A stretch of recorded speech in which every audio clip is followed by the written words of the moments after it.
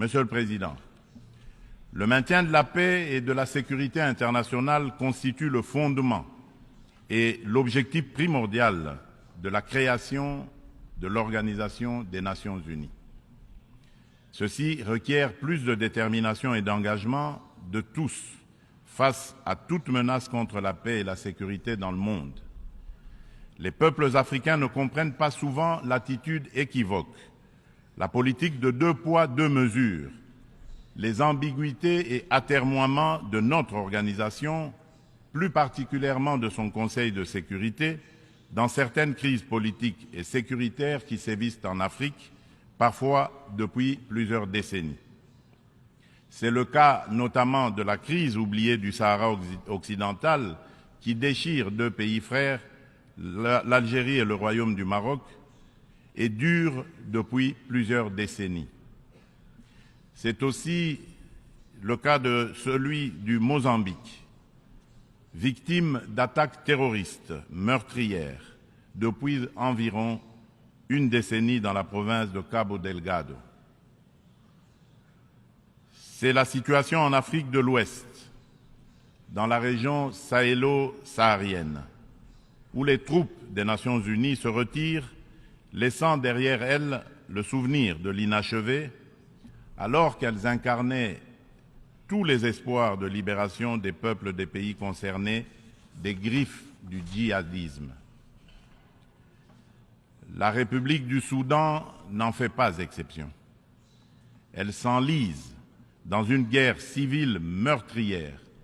opposant depuis l'année dernière les militaires fidèles au président Abdel Fattah al-Burhan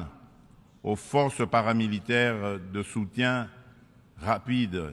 qui sont sous le commandement du général Mohamed Hamdai Dagalo. Cette guerre a déjà causé beaucoup de morts et d'importants dégâts matériels. La communauté internationale est quasiment indifférente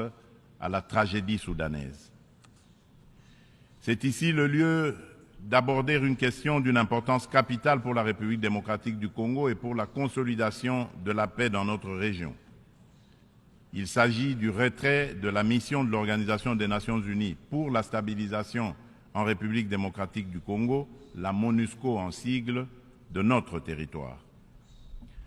Après plus de 2 décennies de présence, il est temps pour notre pays de prendre pleinement son destin en main et de devenir le principal acteur de sa propre stabilité. Nous sommes reconnaissants envers la communauté internationale et les Nations Unies pour leur soutien et leur partenariat, mais nous sommes également conscients que le retrait progressif de la MONUSCO est une étape nécessaire pour consolider le progrès que nous avons déjà réalisé. Cependant, il est à déplorer que les missions de maintien de la paix déployées sous une forme ou sous une autre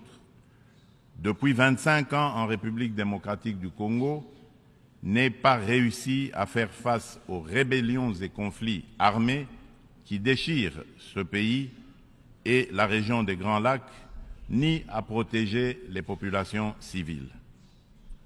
Aussi, le projet de retrait échelonné, responsable et durable de la MONUSCO, annoncé depuis 2018 et dont le plan de transition a été adopté en 2021, devient-il anachronique au regard de l'évolution des contingences politiques, sécuritaires et sociales actuelles. Il est donc illusoire et contre-productif de continuer à s'accrocher au maintien de la MONUSCO pour restaurer la paix en République démocratique du Congo et stabiliser celle-ci. Par ailleurs, l'accélération du retrait de la MONUSCO devient une nécessité impérieuse pour apaiser les tensions entre cette dernière et nos concitoyens. Il est temps pour mon pays d'explorer de nouveaux mécanismes de collaboration stratégique avec les Nations Unies, davantage en phase avec nos réalités actuelles. C'est pourquoi, en ma qualité de garant constitutionnel de l'intégrité territoriale, de la souveraineté et de l'indépendance de mon pays, de la bonne tenue de notre nation ainsi que du bien-être de mes concitoyens, j'ai instruit le gouvernement de la République d'entamer des discussions avec les autorités onusiennes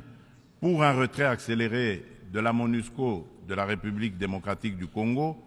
en ramenant le début de ce retrait progressif de décembre 2024 à décembre 2023. Tel est le sens de la démarche actuelle de notre gouvernement, qui a adressé un courrier au président du Conseil de sécurité des Nations Unies en date du 1er septembre 2023, sollicitant l'accélération du retrait de la MONUSCO. En sus du retrait accéléré de la MONUSCO, la République démocratique du Congo réitère sa demande au Conseil de sécurité de l'ONU de sanctionner toute personne physique et morale reconnue comme auteur, co-auteur et complice, matériel et intellectuel des crimes de guerre et contre l'humanité, ainsi que des violations graves des droits de l'homme, du droit international et de la Charte des Nations Unies sur le territoire congolais. Il est injuste et inadmissible que des personnes citées comme responsables des crimes graves susmentionnés dans les différents rapports des experts de l'ONU elle-même sur la situation sécuritaire en République démocratique du Congo restent impunies dans le silence total de notre organisation et de ses membres qui placent pourtant la lutte contre l'impunité parmi leurs priorités en matière de gouvernance interne et externe. À ce sujet, le gouvernement de la République démocratique du Congo salue chaleureusement les sanctions que vient d'infliger le gouvernement des États-Unis d'Amérique au Rwanda pour son soutien au groupe terroriste du M23 et à un de ses hauts responsables impliqués dans les aventures criminelles au Congo. Pour rappel, ce groupe terroriste supplétif du Rwanda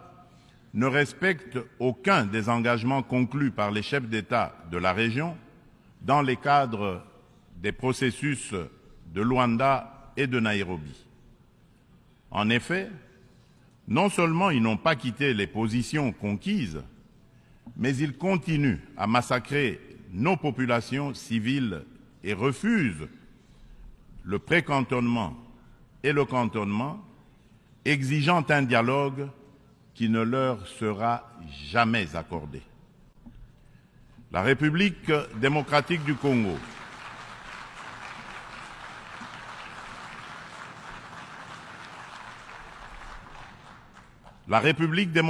du Congo espère que les autres États suivront ce bon exemple montré par les États-Unis d'Amérique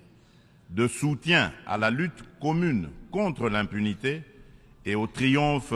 des idéaux de justice et de solidarité entre les peuples.